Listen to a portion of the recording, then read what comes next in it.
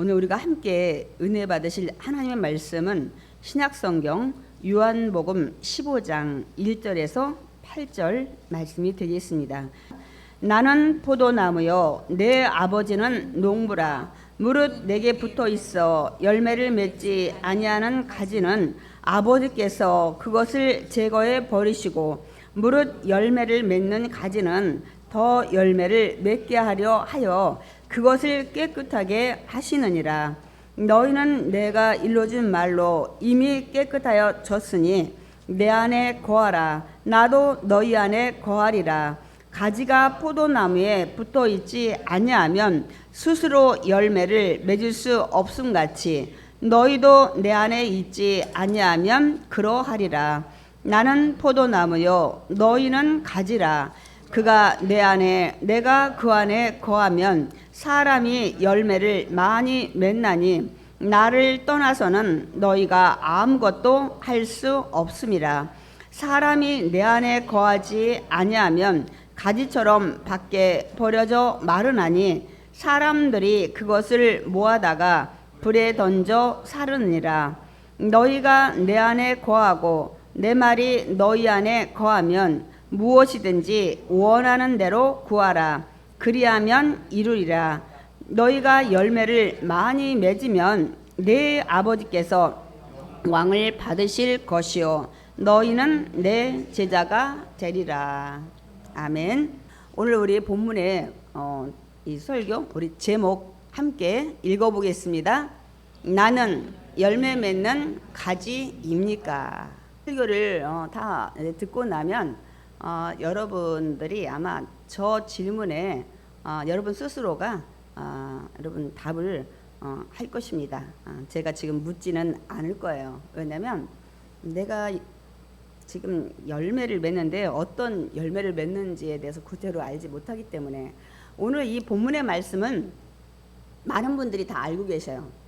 특별히 또 우리 교회학교를 다니신 분들은 거의 그 출석 하는 이런 그 출석부나 아니면 그 교회학교 벽에 여러분들이 착한 일 또 주일날 참석하면 선생님들이 많이 포도나무에다가 이렇게 그런 열매를 붙여주는 것도 있었고, 그래서 우리는 교회학교 아이들만 이렇게 포도송이나 다른 뭐 무화과나무나 아마 이제 감람나무 아마 그림일 것 같아요. 왜냐하면 우리가 성경의 토대로 얘기하면 이스라엘에서는 이 세 나무가 굉장히 그 중요하게 생각을 하고, 또 이 세 나무가 굉장히 이스라엘 백성들 그 중동의 사람들한테는 도움을 많이 주기 때문입니다, 여러분.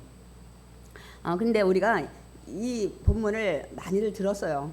이 포도나무, 하나님은 농부, 이런 말씀을 많이 들었는데 정말 이 말씀을 우리가 깊이 묵상을 하다 보면 다시 한번 이 말씀을 되새기게 돼요.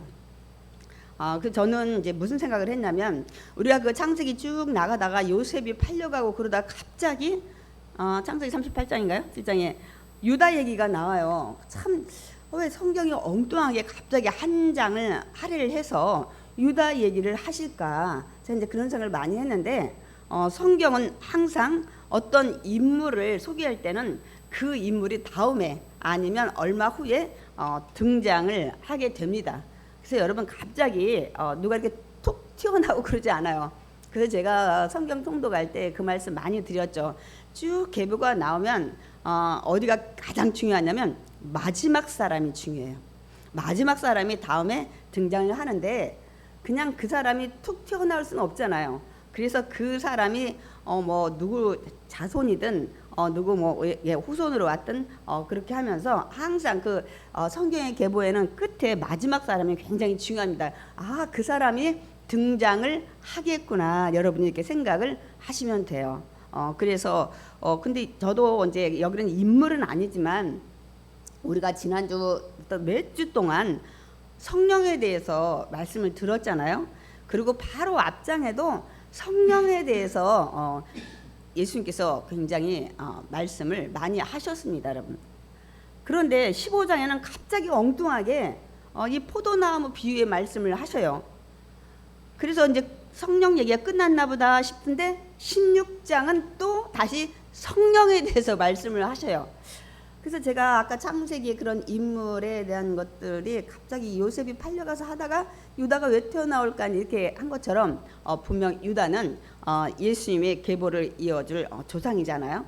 그렇기 때문에 요셉을 통해서 출애굽을 이제 애굽에 다 팔려가지만 결국 메시아는 유다의 후손으로 온다는 것들을 미리 좀 언지를 하는 겁니다. 그러니까 요셉의 자손으로 오는 게 아니라는 것을 이제 얘기를 하고 민족을 만들어서 다시 가나안 땅에 들어가기 위한 하나님의 계획이었다는 것들을 이제 우리가 다 알게 되죠. 그래서 저도 이거 읽을 때 성령 얘기 실컷 하다가 갑자기 포도나무 비유를 얘기하다가 또 성령 얘기를 나오고 이걸 어떻게 생각해야 될까? 전에는 그냥 간단히 간과를 했어요. 그러나 다시 한번 이번에는 말씀을 준비하면서 좀 깊이 제가 많은 생각을 해봤습니다. 그런데 이 안에 진리가 있더라고요. 그래서 오늘 이 요한복음 15장의 말씀을 가지고 우리가 함께 은혜를 나누는데, 과연 나는 예수님의 가지라고 하는데 그 가지에 열매가 맺는 내가 가지인가? 오늘 그 얘기거든요. 그래서 우리가 우리 신앙들도 한번 되돌아보는 그런 귀한 시간이 될 줄 믿습니다. 아멘. 우리가 몇 주간에 걸쳐서 성령에 대해서 말씀을 계속 들었습니다.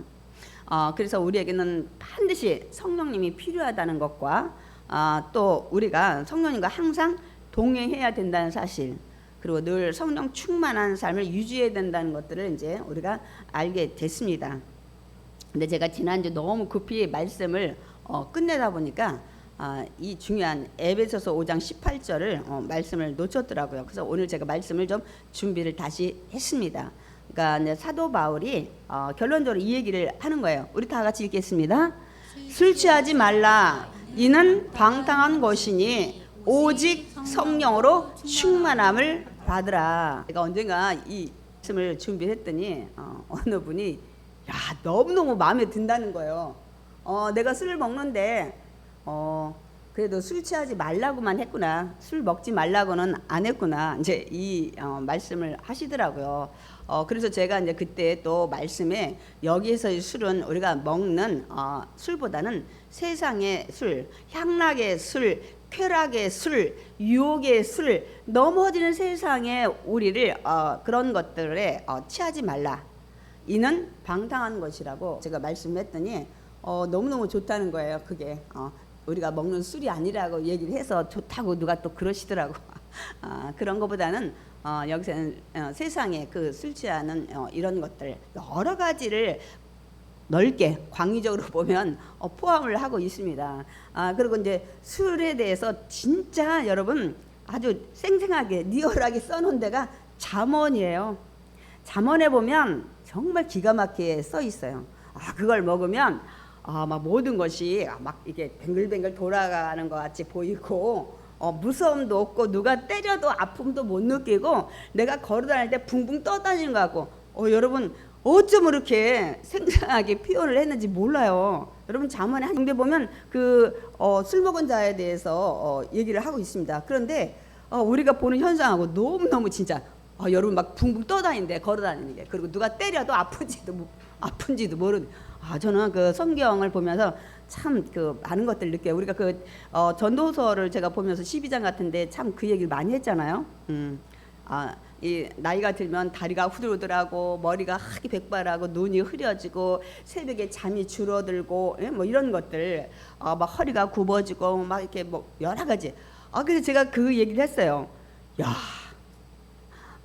이렇게 정말 한 3,000년 넘게 전에 그 솔로몬이 쓴 연로하신 분이 나이 들어서 느끼는 그 증상하고 우리 대한민국의 오늘 2023년에 나이가 들어서 살아가는 모습하고 어쩜 그렇게 똑같냐고. 어쩌면 똑같아요, 여러분. 그러니까 외국에 뭐 코 긴 사람이든 막 검은 사람이든 여러분 그건 다 똑같이 늙어가더라고. 막 허리가 굽고 입맛이 없고 치아가 빠지고 그런 것들 어쩌면 그렇게 생생하게 표현을 했는지 제가 그래서 너무너무 하나님 안에서는 우리 다 같은 한 자손이잖아요. 그렇기 때문에 어느 땅에 살든지 하나님의 흙으로 돌아가는 그 과정에 똑같이 세상 저 끝에서도 저 끝에서도 똑같이 그걸 겪고 하나님 말씀대로 이 땅을 떠나는 그런 모습들을 이제 보게 됐습니다, 여러분.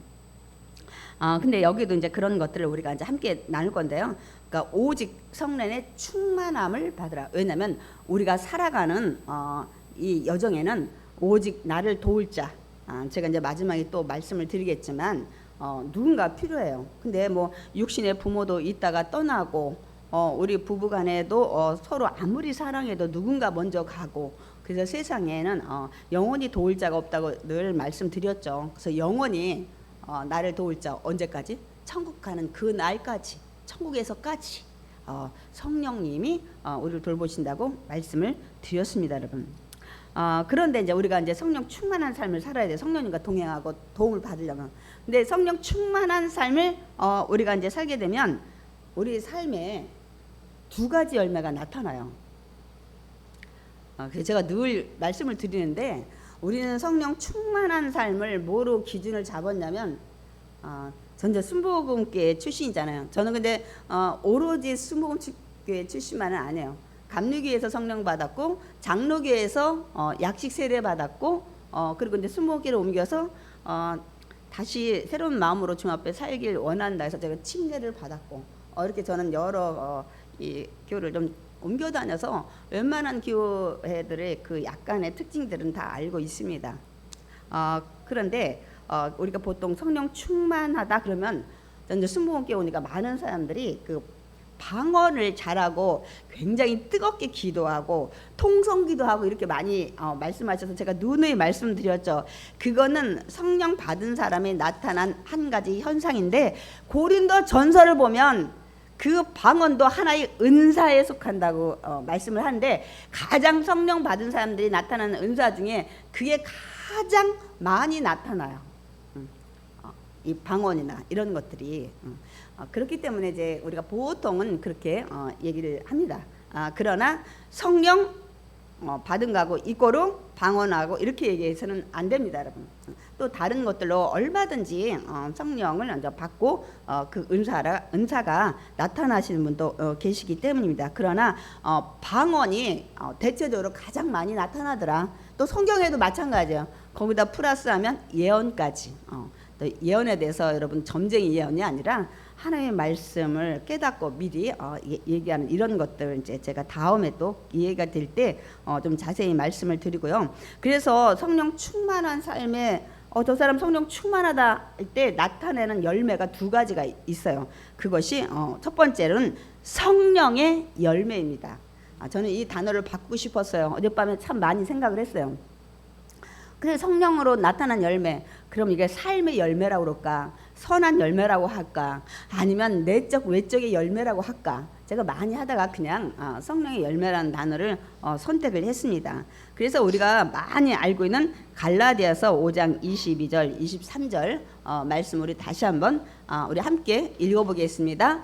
오직 성령의 열매는 사랑과 희락과 화평과 오래 참음과 자비와 양선과 충성과 온유와 절제니. 성령이 우리가 이제 동행하고 충만하게 되면 말씀을 잠깐 좀 띄워주시고요.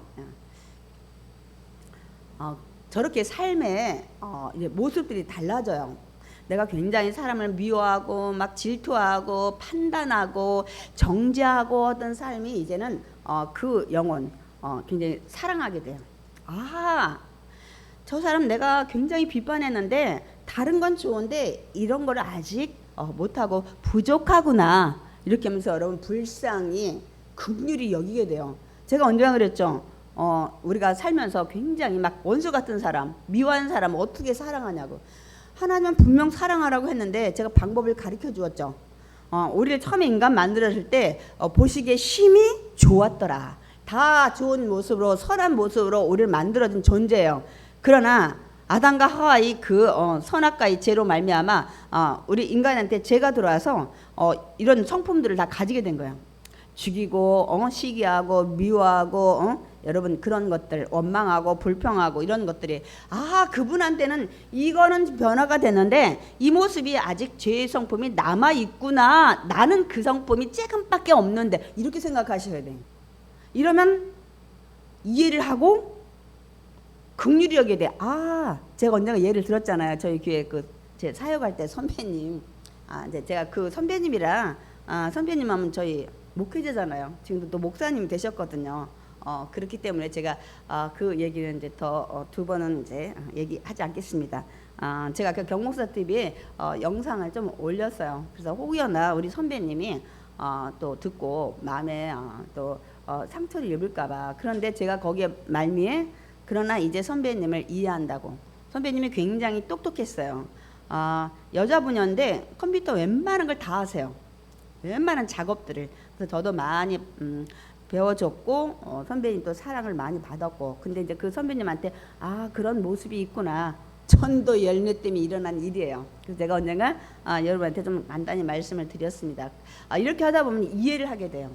그 선배님 너무 장점이 많은데 아직 그런 부분에 시기하고 막 욕심이 있구나. 이렇게 생각하면 여러분 이해하고 우리가 기도를 하게 됩니다, 여러분. 그렇기 때문에 여기에 사랑, 희락, 기쁨, 여러분 막 화평, 그 사람이 가는 데는 늘 평안해야 돼. 샬롬. 피스메이커라고죠, 우리 보통 얘기하는데. 근데 어떤 사람이 나타나면 갑자기 우리 여러 명 있다가 다들 얼굴이 굳어져. 그리고 입 조심해, 말 조심해.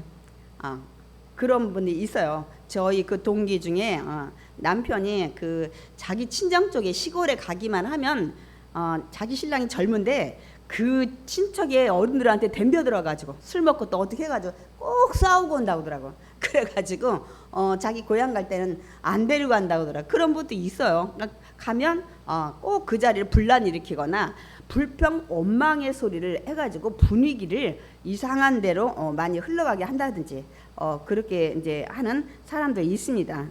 좋은 말보다는 또 오래 참고 인내하게 되고, 이 성령이 임하게 되면 이런 것들을 우리를 조절해요. 하나님이 원하시는 성품으로. 자비, 착함, 여기에도 인내, 양선, 충성, 성실하게 지고 온유와 절제, 이런 것들이 점점 여러분의 모습을 이렇게 변화시켜요. 이렇게 변화시킵니다. 아멘. 한꺼번에 저렇게 될 수는 없죠.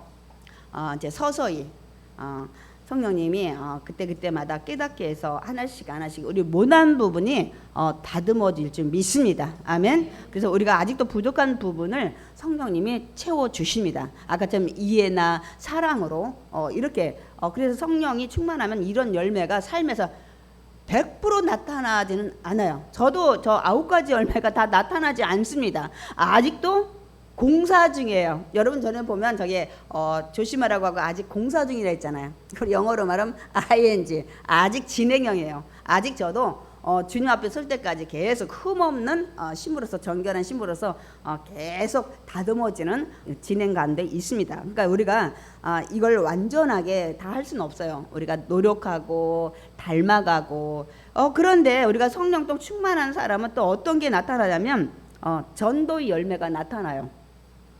좀 전에 그 성령의 열매 제가 얘기하죠. 막 방언을 굉장히 세게 하고 막 혼자 성령 충만한 것 같아. 막 다 은혜 다 받은 것 같아.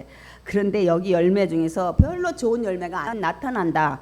그러면 여러분 그분은 성령 충만한 게 아니에요. 우리 마태복음 7장에서도 그 사람이 기적을 베풀어. 귀신도 쫓아내고 막 이렇게 막 여러 가지 기적을 하는데 주님이 너 모른대잖아요. 네가 그렇게 많은 기적을 베풀고 다니는지 모르겠지만 너는 네 삶의 열매가 거룩하지 못해. 그럴 때 주님은 나 너 몰라. 나 너 몰라. 이렇게 말씀하신다고 말씀을 하고 있습니다, 여러분. 그렇기 때문에 여러분이 이런 것이 내적으로 또 외적으로 변화가 될 줄 믿습니다. 아멘. 그리고 그렇게 하십니다. 그 다음에 제가 얘기했던 전도 열매. 여러분 사실 성령님의 가장 큰 주된 일은 전도를 하게끔 여러분한테 능력을 주시는 거예요. 예수님이 계속 말씀하셨거든요. 성령이 오면 나를 증거할 거야. 네, 우리가 보면 부담스럽지. 와, 성령 충만 받지 말아야 되겠다. 성령 충만 받으면 전도해야 되네. 이게 아니고 여러분 먼저 성령님이 오면 내가 그동안 말했던 거, 내가 했던 기적들 너희들 다 생각나게 해서 이제는 너희들이 진짜 예수를 100% 믿는 신실한 성도가 될 거야. 그래서 구원받는 거야. 제가 그랬잖아요. 우리가 고린도서 12장에 성령으로 아니하고는 예수를 주라 시인할 자 없다는데, 그 전에는 예수를 지식으로 믿어요. 그리고 믿으려고 노력해요. 그런데 성령님이 오셔서 정말 예수님이 나의 구원자구나, 나를 위해 죽으셨구나, 벌름한도 못한 나를 위해 그 생명 바치셨구나, 그 길 가느라고 도살장에 가는 양같이 입 다물고 가셨구나, 막 이런 걸 여러분 생각하면서 진짜 이제는 인격적으로 지정으로 만나게 하시는 게 성령님이시기 때문에, 그 성령님이 여러분을 사실은 진짜 성도로 전도하시는 거예요. 먼저 1차적으로 여러분 이제 진짜 예수 믿고 거듭나는 믿음의 자녀 되게 할 줄 믿습니다. 그래서 그 자녀는 그 기쁨이, 그 사랑이, 그 은혜가 얼마나 큰지를 알기 때문에 전하지 않고는 견딜 수 없는 심령이 된다는 것을 말씀을 하시는 거예요. 여러분한테 몇 명, 5명 해오세요. 그런 게 아니고, 너무너무 감사해서 나 혼자 감당을 못해. 사도 바울처럼 전하지 않고는 견딜 수 없는 마음을 내가 갖는 거예요. 제가 항상 언젠가 얘기했죠. 이거를 사서 봤더니 너무 좋아. 내가 조금 미운 사람한테는 굳이 소개할 필요 없어 이렇게 생각할지 모르지만, 너무 좋으면 여러분 자꾸만 자랑하게 돼요. 여러분이 판매원이 아닌데도 그런 것처럼 근데 세상에 물건을 얘기하지만 정말 예수님을 이제 진짜 믿게 돼서 이 성령님이 온전히 가르쳐줘서 내가 아주 지정이를 거듭나가지고 인격적으로 만나니까 어디 가면 예수 얘기를 하지 말라기도 하게 돼. 그 모든 것이 오직 예수를 먼저 우선적으로 생각하고 말하고 행동을 하게 된다는 거예요. 아멘이십니까? 그러니까 1차적으로 여러분 성령 충만하면 전도해야 되나? 성령님이 여러분을 전도했어요. 진짜 신자로, 진짜 성도로, 진짜 하나님의 자녀로, 사랑받는 자녀로. 얼마나 감사해요. 1차적으로 성령님이 여러분을 전도한 거예요. 진짜 주님의 사랑받는 자녀로. 그 다음에 그 받은 자녀는 전하지 않고 견딜 수 없는 거예요. 그래서 제가 얘기했잖아요. 사도행전 1장에 제자들 120명 또 마가다라고 해서 기도하다가 성령을 받았는데, 그 다음부터는 목숨 걸고 나가서 이 복음을 전파하는 게 사도행전이라고. 사도들이 성령을 받고 나니까 권세와 능력이 나타나니까 이제는 자기 목숨을 버리고 이제는 아시아, 유럽 이렇게 해가지고 어디까지 왔어요? 대한민국 여기까지 온 거예요, 복음이. 그렇지 않으면, 성령이 오지 않았으면 저와 여러분 예수님 몰라요. 아직도 우리는 불신자로 그냥 이 세상 끝나면 지옥행이야, 그냥 직행이에요 우리는. 그러나 얼마나 감사해요. 일단은 보세요. 그렇게 해서 또 사도들을 통해서 우리가 복음을 전해드려서 하나님이 나의 아버지시고 나의 지으신 창조주고, 나는 그분이 이 땅에 오셔서 죽으심으로 나의 원죄가 사함받아서 하나님과 나의 원수된 관계가 이제 아버지, 아빠로 내가 부를 수 있는 자녀가 됐다는 사실. 그래서 예수님의 나도 자녀가 됐기 때문에 예수님이 가신 천국을 나도 기업으로 받을 수 있어서 여러분 천국 가게 하시고. 아멘이십니까? 여러분 천국과 지옥을 비교해서 여러분이 너무너무 귀한 걸 안다면 정말 이 성령님 감사하고, 사도들을 통해서 복음이 전해진 이거에 대해서 얼마나 감사하게 된지 모릅니다. 그러니까 사도들이 성령 받고 행했던 것을 기록했다 해서 사도행전인데, 우리가 그 사도행전을 뭐라고 한다고요? 성령 받고 나가서 복음 전했기 때문에 성령행전이라고 이렇게까지 얘기를 한다고 말씀을 하면서 목회자들이 그 뒤에 사도행전은 28장인데 이제는 우리가 29장을 쓰도록 하자고 그래요. 왜? 사도들 28장까지 한 그 전도 얘기만 나왔는데 이제는 우리가 나가는 거야. 그래서 여러분 29장, 30장, 31장 이렇게 전도하자고 이제 보통 이렇게 권면하는 말씀들을 많이 하십니다. 이제 우리도 받았으니까 사도들처럼 나가서 전하자는 거예요. 전하자. 그래서 그 얘기를 우리 29장을 우리가 이제 씁시다 이렇게 얘기를 좀 하는 겁니다. 그래서 성령이 충만하면 전하지 않고는 견딜 수 없어요. 근데 여러분한테 성령 충만하지 않은데 전도하라는 게 부담스러운 거예요. 그거는 누가 전도를 하락해서 전하는 게 아니라 이제는 진짜 은혜를 받고 나니까 자꾸 그 얘기를 하고 전하게 되고, 믿지 않는 자가 앞으로 이렇게 가는 길이 보이잖아요. 제가 언젠가 얘기했죠. 제가 성령 받고 나니까 옛날에 그 멋있는 분들이, 남자분들이 나이가 지극히 들으셨는데 옛날에 멋쟁이들은 꼭 그러고 다니시더라고. 하얀 양복 그리고 빼꾸두 저는 그런데 제가 비유를 얘기해서 저렇게 하고 다니면 뭐하냐, 예수 안 믿으면 지옥 갈 텐데 제가 그 얘기를 버스 타고 다니면서 이렇게 막 지나가시는 분이 있으면 그런 생각을 이제 하게 되더라고요. 이제 이 성령을 받고 나니까 그런 생각이 들더라고요. 그렇기 때문에 여러분, 나는 이제 성령 받길 원했어요. 성령이 얼마나 좋은 일들을 많이 하시는지 알았잖아요. 여러분을 천국 보내고 다 하는 것들을 우리 이제 들었습니다.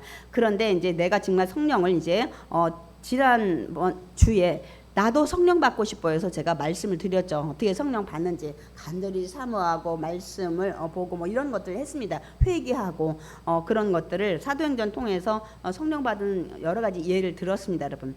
그래서 이제 성령을 받으면 아하, 내 삶에 이렇게 변화가 일어나야 되는구나, 일어나는구나, 이런 것들을 이제 알게 돼서 오늘 그러면 내가 성령 충만한 열매, 충만히 나타나는 이 성령의 그 9가지 열매뿐만 아니라 또 이렇게 전도를 할 수밖에 없는 이런 우리가 삶이 되기 위해서 우리가 어떻게 해야 되는지 이것을 오늘 이제 알아보려고 하는데, 오늘 그러니까 이게 성령 얘기 14장이 하고 16장이 하는데 15절이 그 답이더라고요. 오늘 보면은 예수님이 포도나무를 비유로 말씀을 하십니다. 그래서 첫 번째로 너희들이 성령을 일단 받아야 되고 충만하고 그래도 이 삶이 변하는 거는 먼저 뭐라고요? 참 포도나무인 예수님께 붙어 있어야 한다고 말씀을 하십니다. 하나님, 예수님, 나와의 관계가 있어야 된다는 거예요. 여러분, 관계가 없는 이웃집 아저씨한테 여러분 용돈 달라고 하면 여러분 줍니까? 아버지와 자녀로서의 관계가 있을 때 내가 부탁을 할 수 있는 거와 마찬가지입니다. 그래서 예수님은 너희들이 성령 충만한 삶, 성령과 동행하기 위해서는 먼저 어떻게 해야 되나? 참 포도나무인 예수님께 붙어 있어야 된다고 말씀을 하십니다. 우리 요한복음 15장 1절 읽겠습니다. 나는 참 포도나무요, 내 아버지는 농부라. 여기서는 이제 예수님이 하나님과의 관계예요. 예수님의 아버지가 하나님인데 그분이 나를 다스리는 농부시다, 이 얘기를 하고요. 두 번째, 요한복음 15장 5절. 그런데 이제는 나와 예수님 관계, 나는 포도나무요, 예수님이, 너희는 가지라.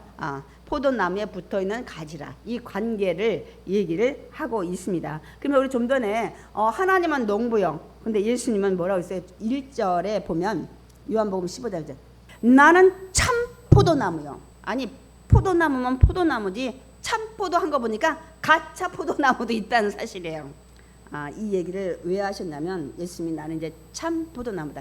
요한복음에는 에고 에이미 I am I, 나는 뭐뭐이다를 계속 하셨어요. 이제 마지막에 이제 이 포도나무에 대해서 말씀을 하시는데 왜냐면 참 포도나무라고 하신 거 보니까 가짜 포도나무, 거짓 포도나무가 있었다는 사실이에요. 언제? 이스라엘 백성들에게. 하나님은 이스라엘 백성들을 정말 출애굽해서 가나안 땅에 정착시키고 그들이 정말 하나님을 모시고 살아가는 믿음의 민족이 되길 원했잖아요. 그래서 하나님은 그들에게 포도나무라는 것을 굉장히 비유로 많이 말씀하셨어요. 그래서 제가 이사야와 예레미야 말씀을 잠깐 준비했습니다. 이사야 5장 2절 읽겠습니다. 땅을 파서 돌을 제하고 극상품 포도나무를 심었도다. 그 중에 망대를 세웠고, 이 포도나무 누가 훔쳐갈까봐 망대 세우고 또 그 안에 술틀을 팠도다. 이제 포도가 익으면 그 즙을, 포도즙을 하기 위해서 짜기 위해서 좋은 포도 맺기를 바랐더니 들포도를 맺었도다. 하나님은 극상품으로 이스라엘 백성들 선민으로 선택하시고 가나안 땅 주시고 모든 은혜를 주셨는데 결국 열매를 보니까 들포도, 먹을 수 없는 시공, 이런 것들을 맺었다고 얘기를 이사야가 하고 있습니다. 그러니까 이스라엘 백성들의 영적인 신앙 상태를 얘기해요. 그러면 에레미야는 뭐라고 했는지 우리 에레미야 2장 21절 읽겠습니다. 내가 너를 순전한 참 종자 곧 귀한 포도나무를 심었거늘 내게 대하여 이방 포도나무의 악한 가지가 되면 어찌 됨이냐. 제가 왜 이사야와 예레미야의 얘기를 설명했을까요? 여러분, 이사야와 예레미야는 북이스라엘, 그리고 예레미야는 나중에 남유 다 멸망할 때 안타까이 하나님이 예언을 하게 했던 선지자들이에요. 너희들에게 들포도같이 이방나무같이 우상 섬기고 가나안의 그 원주민보다 더 우상 섬기고 이렇게 해서 북이스라엘은 여러분 아수르의 멸망을 당하고 남유다는 결국 바벨론의 멸망을 당해서 포로로 잡혀가는 이런 일들이 생기게 된 거예요. 그러니까 이사야가 막 너희들 이게 웬일이니? 회개하고 돌아와. 회개하고 돌아와. 이 얘기를 예레미야도 이거는 아니잖아. 하나님이 너를 얼마나 사랑해서 참포도나무를 심었는데 우상을 섬기고 이렇게 안타까이 예언했던 것이 포도나무 비유로 두 선지자가 얘기를 해요. 하나님은 극상품 진짜 포도나무를 정말 되길 원했는데 이들의 삶이 이렇게 변했어요. 하나님을 믿는 게 아니라 세상을 믿고 우상을 섬기고 하나님보다 이방 나라와 군사와 이런 병마와 이런 것들을 섬긴 거예요. 그래서 안타까이 저 선지자들이 저렇게 지금 한 거예요. 어찌 일이냐 어찌 일이야. 하나님이 너희들에게 정말 좋은 파도 그래서 거기 열매 맺기 위해서 심었는데 이게 어찌 일이냐. 너희들이 회개하고 돌아오지 않으면 너희는 이렇게 될 거야 하고 그거를 예언한 거예요. 그게 이사야고 그 다음에 예레미야입니다. 여러분. 이들이 결국은 돌아오지 않았죠. 그래서 결국은 북이스라엘은 그렇게 해서 아수리에 멸망당할 뿐만 아니라 이주시키고 막 혼혈되고 남자들도 웬만한 똑똑한 사람은 다 잡혀가서 바벨론 70년 만에 막 돌아오니까 예루살렘 성전이 다 멸망하고 우리가 그거를 우리가 알고 있습니다. 그래서 거기에서 이게 나온 거예요. 그래서 이제는 예수님께서 진짜 포도나무가 된 거야. 이제는 그래서 내가 진짜 이제 세상에 참 포도나무가 될 것이다 하고 오신 거예요, 여러분. 그 참 포도나무. 이제는 그렇게 변질되지 않는 우상 섬기고 이런 것이 아닌 진짜 오직 하나님만 바라보는 참 포도나무가 이제 예수님이 되셨다는 것을 말씀을 하시는 겁니다. 그래서 우리가 포도나무 이제 가지라고 예수님 말씀하셨어요. 가지가 되어서 포도나무인 예수님께 붙어 있어야 된다는 것을 지금 말씀을 하십니다. 성령 받으려면 가지가 돼서 붙어 있어야 합니다. 성령 충만도 역시 마찬가지입니다. 그래서 이 얘기를 하는 거예요. 예수님을 나의 구원자로 믿는 자만이 포도나무에 가지로 붙어 있게 됩니다. 자격이. 포도나무 열매는 어디서 맺어져요?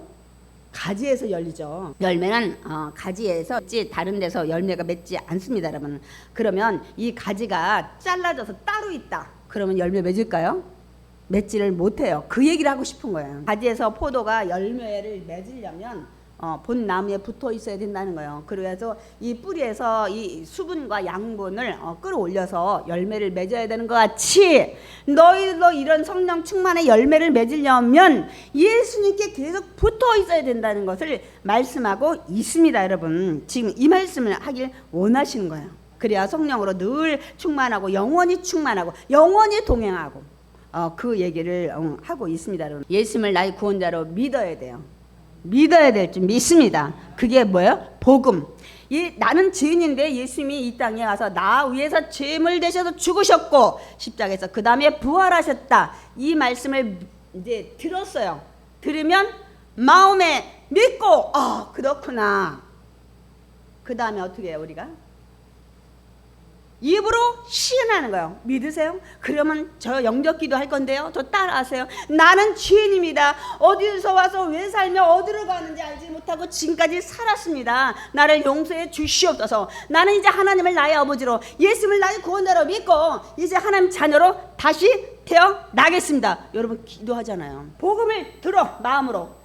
그렇구나. 그러면 입으로 시인해. 그 다음에 뭐 해야 돼요? 마음도 입도 그 다음에 행함으로 하는 거예요. 이게 침례식입니다. 아멘. 이렇게 복음을 들었어요. 그 다음에 입으로 시인해. 제가 근데 이걸 안 물어봐서 제가 이제 여의도서만 있다는 거 그런 개척에 대해서 경험이 많이 없다 보니까 여러분이 오면 영접 기도를 했냐고 물어봐야 되는데 이게 저게 많이 다녔던 분들은 당연히 영접 기도 했겠지, 침례 받았겠지, 제가 많이 생각을 하고 조금 신경을 무디게 썼는데 이거 항상 얘기하셔야 돼. 근데 어떤 분은 막 이렇게 돌아다니다 보니까 영접기도 한 적도 없어. 예수님 나의 구세주입니다. 나는 주입니다. 또 혹시 막 돌아다니다 보니까 뭐 침례식도 건너뛰고 막 어떤 분은 막 돌아다니까 다 집사래. 그러니까 자기도 세교회 가서 집사입니다. 전 집사인 줄 알았더니 나중에 뭐 침례도 받고 뭐 이러신 분도 있고 그 창피한 거 아니에요, 여러분. 하셔야 돼. 이 단계를 통해서 내가 신앙에 이렇게 한 단계 올라가면서 내가 그 안에서 신앙을 제대로 걸어가는 그 정도를 가게 되는 거예요.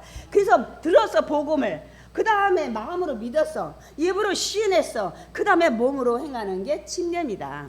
그래서 이스라엘은 보면은 강이 많이 있잖아요. 그리고 날씨가 우리나라처럼 겨울도 많이 춥잖아요. 그래서 예수를 이렇게 설명을 해서 당신들이 죽인 게 예수, 하나님의 메시아다. 오, 어떻게 할까요? 회개하고 침례받으라. 회개하고 그냥 아무 데나 가서 곧바로 예수 믿는다. 그럼 침례를 곧바로 행하는 거예요. 강만 있으면 어디든지 가서. 근데 우리나라는 그게 안 되잖아요. 그러니까 먼저 이 사람 예수 믿는다는데 그냥 보내면 안 돼. 입으로도 시인하게 해. 영접기도 해놓고 나중에 보통 장로교는 부활절이나 추수감사절 때 약식 세례를 하는 거야. 모아서. 그리고 이제 침례 저거 할 거니까 이제 그렇게 하세요. 우리 명단 다 하고. 그러니까 이건 예수님을 영접한 사람 무조건 이거로 침례식이라니까. 근데 이런 상황이 안 되니까 장로 같은 데는 약식 세례를 그저 한 1년에 2번 정도 이렇게 하고, 또 이게 우리 교회나 침례 교당 같은 데는 침례를 하기 때문에 이게 아무 데나 하기가 좀 불편해요. 보통은 여름에, 군에도 보면 군인들도 그것도 강물에서 여름에 하잖아요. 하긴 뭐 교회에서 하도 돼요. 겨울에 뭐 물 뜨뜨뜨 미지근하게 해가지고 하도 되는데 보통은 이렇게 합니다. 1년에 한두 번을 해야 되는데 보통은 그냥 이렇게 영접기도 했어도 그분들을 이제 모아가지고 보통 여름에 한 번씩 하는 거예요. 이게 원래는 곧바로 행하는 거예요. 예수 믿으면 그래요? 그러면 우리 그 의식을, 당신이 믿는다는 의식을 행합시다. 물에다 넣다가 예수님과 내가 죽고 예수님은 나의 구원자라는 그 영접기도 했잖아. 그게 뭐야? 나는 죄인이고 했으면 나는 죄인인데 예수님이 나에 죽었으니까 나도 같이 죽고 일어나서 부활해서 3일 만에 부활했으니까 나도 예수님 부활함을 믿습니다. 그래서 그때 믿을 때 부활의 그 영혼의 생명이 들어가는 거예요, 여러분. 이게 얼마나 중요한 거냐고. 얼마나 중요한 거냐고. 그래서 이렇게 하는 게 이제 여기에서도 그거를 이제 하는 거예요. 그래서 그거 하고 나면 예수님의 가지에, 본 나무에 붙게 되는 거예요. 가지로. 아멘십니까? 그 다음에 우리가 열매 맺으려면 두 번째 이제 붙어서 예수님이 내 안에, 내가 예수님 안에 거해야 돼. 그래 열매가 맺어. 그 얘기를 오늘 하십니다. 우리 요한복음 15장 4절 5절 좀 빨리 읽겠습니다. 내 안에 거하라. 나도 너희 안에 거하리라. 가지가 포도나무에 붙어있지 아니하면 스스로 열매를 맺을 수 없음같이 너희도 내 안에 있지 아니하면 그러하리라. 나는 포도나무요 너희는 가지라. 그가 내 안에 내가 그 안에 거하면 사람이 열매를 많이 맺나니 나를 떠나서는 너희가 아무것도 할 수 없음이라. 아멘. 예수님의 가지에 이제 붙어 있으면 예수님이 내 안에, 내가 예수님 안에. 그래서 예수님이 나와 함께 이제 생활을 하는 겁니다. 그래서 우리가 열매를 맺으려면 반드시 예수님이 내 안에 있어야 돼. 내가 예수님 안에. 우리 이런 얘기 많이 들었잖아요. 우리 그 얘기 성령님이 오셨을 때 예수님 하나님이 같이 내 안에 임한다 그랬죠. 그런데 그러면 예수님이 내 안에 내가 예수님 안에 거하려면 어떻게 하라고 예수님 말씀하셨는지 우리 미리 했지만 다시 우리 볼 거예요. 요한복음 15장 10절 읽겠습니다. 내가 아버지의 계명을 지켜 그의 사랑 안에 거하는 것 같이 너희도 내 계명을 지키면 예수님의 사랑 안에 거하리라. 아멘. 예수님이 하나님이 이 땅에 보내신 그 사명을 감당해서 이제 하나님 사랑 안에 거하는 같이 너도 나도 예수님 안에 거하고 싶으면 예수님을 믿고 그 다음에 할 일이 그 말씀을 삶에서 지켜내는 거예요. 지켜내야 될 줄 믿습니다. 그래서 여러분 안에 예수님이 함께 임하셔야 돼요. 아멘이십니까? 요한복음 14, 15의 그 14장 23절에 너희가 나를 사랑하면 나의 계명을 지키니. 당연히 예수 믿고 예수님 사랑하게 되면 그거는 당연히 자동으로 따라와야 되는 거예요. 계명을 지키리니, 말씀을 지키리니. 근데 저번에는 요한복음 그 13장, 14장에서 그 얘기했죠. 그냥 계명을 하나로 말하면 사랑이다. 하나님 사랑, 이웃 사랑. 그러니까 내가 예수 믿는다면 나는 어떻게 된다고요? 예수님의 계명을 들어야 합니다. 아멘. 그래서 그러면 진짜 좋은 게 제가 지금 오늘 시간이 없어서 못해. 여기에 무엇이든지 구하라 그래야 하면 그대로 되리라는 게 3번 나와. 붙어 있냐 이거야. 예수님이 여러분 안에 계시냐 이거야. 여러분의 삶의 열매가 지금 주렁주렁 맺히고 있냐 이거야. 이 조건이 되면 무엇인지 구하라 내가 줄게. 무엇인지 원하는 대로 주겠다. 이거를 3번 얘기해서 이 기도 응답이 여기에 3가지가 다 들어가 있다니까요. 조건이. 그러니까 내가 응답을 많이 못 받는다면 이 3가지를 여러분 살펴보시기 바랍니다. 농부이신 하나님은 왜 포도나무 심으셨을까? 여러분 열매를 맺게 하기 위해서 포도나무를 심으신 비유를 한 거예요. 그러니까 왜 나무 비유를 했냐면 열매를 위해서. 그러니까 하나님은 포도나무가 열매가 풍성하기를 원하시겠어요? 안 원하시겠어요? 원하십니다, 여러분. 그래서 15장 8절 너희가 열매를 많이 맺으면 내 아버지께서 영광을 받으실 것이요 너희는 내 제자가 되리라. 열매를 많이 해야 하나님이 기뻐하신대잖아요. 그 다음 요한복음 15장 16절 너희가 나를 택한 것이 아니요 내가 너희를 택하여 세웠나니 이는 너희를 가서 열매를 맺게 하고 또 너희가 열매가 항상 있게 해서 어떻게 된다고요? 무엇이든지 구할 때 응답받게 한다는 거예요.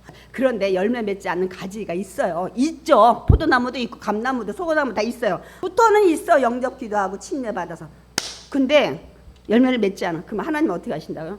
요한복음 15장 2절 무릇 내게 붙어 있어 열매를 맺지 아니하는 가지는 아버지께서 그거를 제거해 버리신대. 그러면 열매 맺지 않는 가지가 누구냐는 거예요. 붙어 있는데 영접 기도도 하고 교회도 다니고 다 하는데 예수를 믿고도 삶이 변화가 안 된 사람이 열매가 없는 거예요.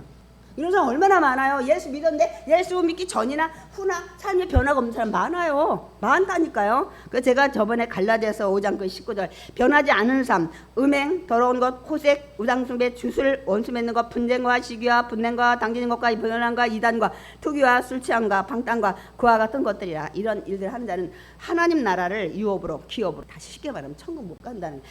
여기에 다 해당되는 게 한두 개는 다 있다니까. 저도 있다니까. 그럼 나 지옥 가네. 그게 아니라 예수 믿고 삶이 달라지는데 이걸 날마다 이런 것들 변화시키려고 아까 얘기했죠. 변화시키려고 계속 성령님한테 같이 동행하고 기도하고 있는 거예요. 여기에 해당 안 된 사람은 진짜 하나님이세요. 여기 다 있어요. 여기 없는 사람은 어디 있어요? 여러분 갈라디아서 5장 19절 21절 읽어봐요. 다 있어요. 저도 있다니까요. 그래 날마다 변화시키려고. 고린도서 5장 17절 그런즉 누구든지 그리스도 안에 있으면 새로운 피조물이라 이전 것은 지나갔으니 보라 새 것이 되었도다. 우리가 변해야 돼요. 날마다 변해야 돼. 근데 우리 의지로 힘들어요. 힘들죠? 이 좀 전의 것들 우리를 도우시는 것에서 성령님이 도움이 필요한 것입니다. 아멘. 그래서 갈라디아서 5장 16절 내가 이르노니 너희는 성령을 따라 행하라 그리하면 육체의 욕심을 이루지 아니하리라. 성령 충만하면 이런 것들이 태어날 때 아니야 너 옛날에는 그랬지만 이제는 그렇게 살면 안 되잖아. 이렇게 막아주신대. 성령이 좀 전에 음행 분할 막 이런 것들을 막아주신대. 아멘십니까? 예, 막아주신대요. 그래서 여러분 성령을 충만해야 될 준비 있습니다. 오늘 말씀의 결론을 냈습니다. 우리 힘으로는 우리 성령의 열매 9가지 쉽지 않아요. 왜요? 우리 마음속에 영은 살아났지만 우리 육은 아직 변하지 않았어요. 언제 변해요? 예수님의 재림할 때 영화로운 몸으로 강한 몸으로 신령한 몸으로 아프지 않은 몸으로 썩지 않은 몸으로 그때까지 우리 죄성을 가지고 있어서 날마다 사도 바울처럼 내 안에 2가지 법이 싸운다 이거야. 성령의 법, 죄의 법이. 우리가 성령 충만할 때 이 죄의 법들을 우리가 이겨낼 줄 믿습니다. 아멘. 나를 도우신 성령님과 동행하고 계십니까? 아멘. 그래서 성령 받기 위해서라도 그렇고 성령 충만하기 위해서라도 어떻게 해요? 말씀에 검고 말씀을 가까이 하시기 바랍니다. 늘 기도 생활을 여러분이 하시고 그 다음에 삶에서 이렇게 힘들고 어렵지만 날마다 성령께 기도하면 여러분을 도와주시고 여러분 삶에 성령의 열매뿐만 아니라 오늘 아까 들었죠. 여러분이 구하는 모든 것들을 누르고 흔들어 넘치도록 풍성히 주실 줄 믿습니다. 아멘.